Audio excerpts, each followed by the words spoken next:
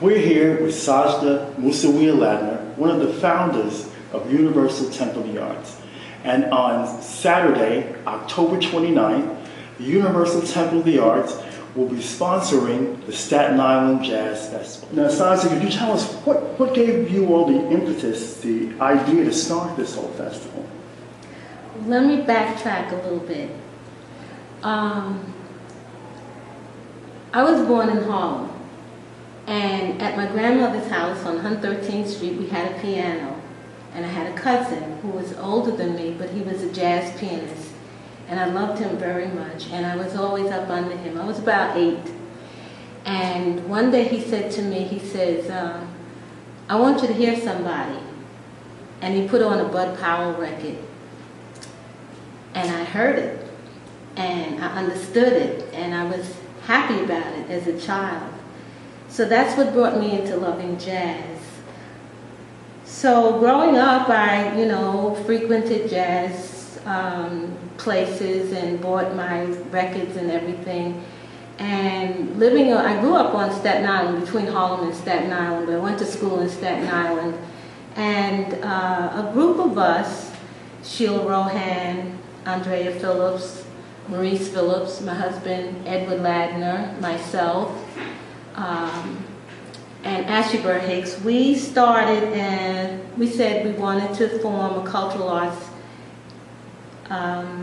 organization, and we were going to call it Temple of the Arts because we know that art is of a spiritual nature.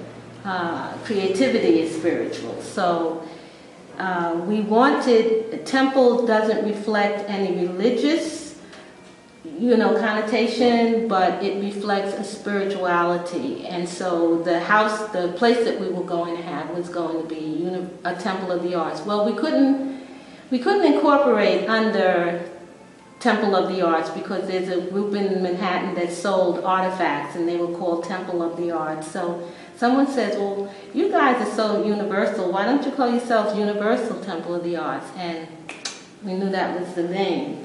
So we started doing cultural enrichment free in the neighborhoods.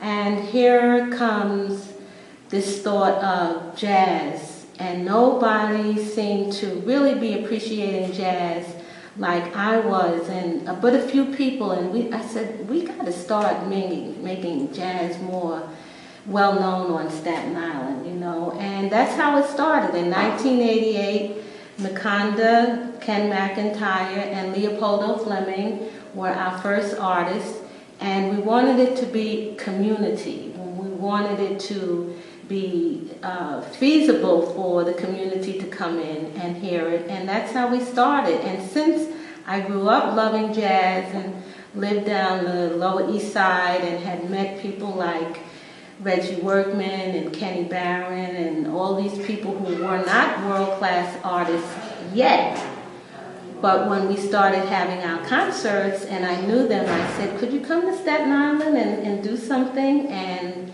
they did. So we've had Barry Harris and Sun Ra Orchestra and all those great jazz plays coming. And so now we're at our 24th annual.